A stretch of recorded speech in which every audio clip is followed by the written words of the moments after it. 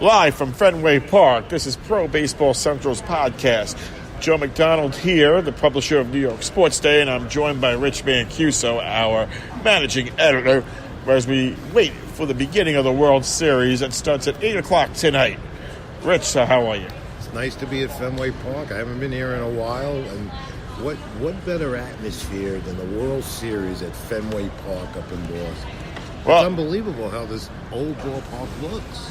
I mean, yeah, it's if you're a baseball fan, this place just oozes baseball. You sit here and you just feel the history as it comes out of the stands here. And we're sitting in the auxiliary press box in right field, looking right down at Pesky's pole, and just you can feel it.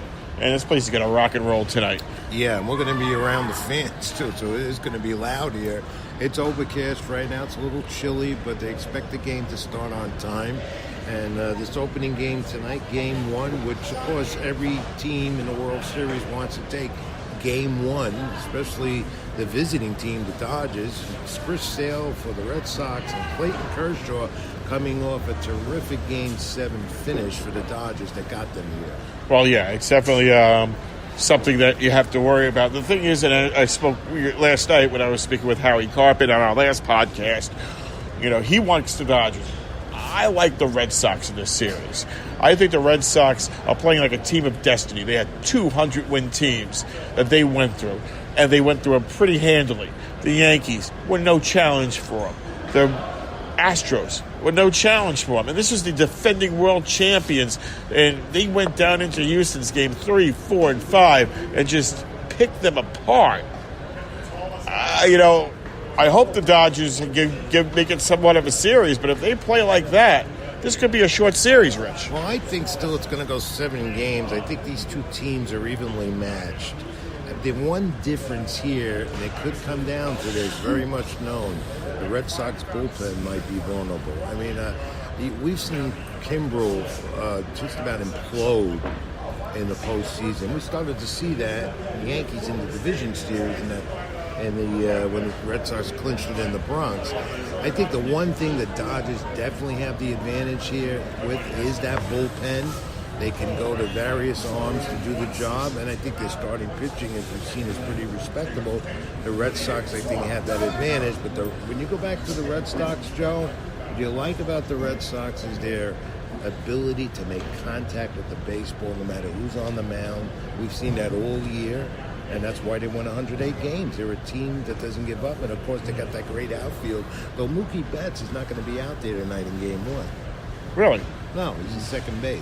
Okay, well, that's, the Red Sox might be doing that, especially because they wouldn't be able to have the DH in the National League ballpark. So another good move by Alex Cora, who's done a great job. No, Cora has done a great job, and we saw this year, you had a whole bunch of new managers that came in with very little experience, and Cora, even though he had some problems early, has really answered the call compared to, say, other ones that we saw around us. Mickey Callaway had his issues. Aaron Boone had his issues. Gabe Kapler got killed in Philly for a while. So, Cora seemed like the best pick out of the group that came out last year. And you know what? This is a World Series that has a lot of different angles to it. Cora, of course, the rookie manager, Dave Roberts, of course, the Red Sox player that helped them in 2004 with that great run. And one rookie manager in Alex Cora, who's done a terrific job, as we know, and also the fact that 2 of the oldest ballparks are hosting this World Series. Dodger Stadium is 3rd on the list. Fenway Park is 1st. Well, it's funny, Fenway Park over the years, and we were talking to actually one of the security guards earlier today, and he was saying how, years ago, and this I think it was 98, they had a plan to get rid of this gorgeous place, and they wanted to build a new Fenway Park across the street.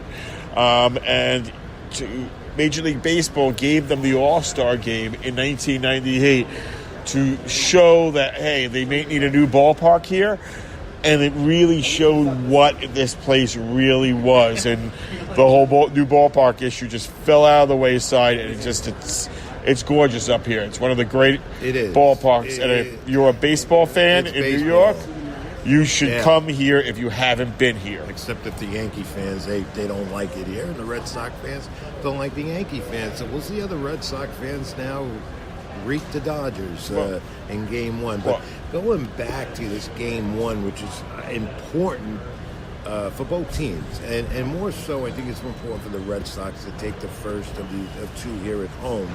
David Price is their Game 2 starter tomorrow night, and we know his history in the postseason, though he rebounded in their clincher in games in the ALCS. But so the Red Sox, of course, have to come out of here with a split, and the Dodgers feel the same way. But I think this is going to be a Boston sweep up here the first two games. That's how I look at it. Look, it very well could be. Remember, Boston's rested. You know, you mentioned the bullpen, but that bullpen is rested, which the Dodger bullpen is not. They played a game a few days ago. Remember that series went 7, whereas they fairly handily won it in 5.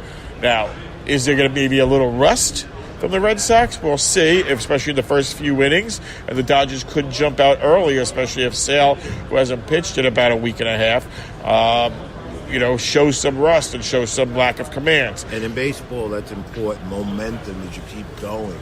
And when you have that gap in 3, 4, 5 days of not playing the game, and that happens in the postseason, that does have an impact. But I don't think it's going to bother these two teams, Joe. I think both of them are ready and prepared, and we're prepared for, I think this is going to be an awesome World Series. Oh, I think it is going to be an awesome World Series. My opinion, I think the Red Sox win it in either 6 or 7 games. I'm going to go Red Sox in 6. What is your pick? I like the Red Sox in 7 back here at Fenway next week. I think it's going to go that way. I think the Dodgers play well at home, and they should do well over there, but it all depends on how the pitching goes. That's what it is. These postseason games, it comes down to pitching, and if a manager has to reach into that bullpen fast, Dave Roberts might do it with the Dodgers real fast, and Alex Cora has known he can do that. But I like the way the Red Sox hit. I've seen it all year. You have seen it all year. Baseball's seen it all year. And I just feel the way they play the game will get them this World Series. Yeah, I think they will definitely get this World Series. They are the class act. And frankly, as a guy who grew up in Brooklyn and lived most of my life in Brooklyn, you can't root for the Dodgers. They left Brooklyn in 1957. Well, that's another story to this. But, I know how you feel about that. But Boston Red Sox fans have been waiting after a couple of bad seasons, and they had a year of a year. And when you win 108 games, you're expected to go all the way, and I think that's going to happen. Yeah, I think that it's going to happen too. So we'll be out on after the game, and we'll be recapping Game 1 of the World Series. By the way, I'm not going to Los Angeles. You know that. Well, Hollywood Rich. No. Hashtag Hollywood Rich. No, Joe, it's keep it in the ring time. I got a lot of that's work to do as well. That's true. Well, for Rich Mancuso, this is Joe McDonald signing off the Pro Baseball Central podcast until after the game, where we will be recapping Game 1. Have a good night, everyone.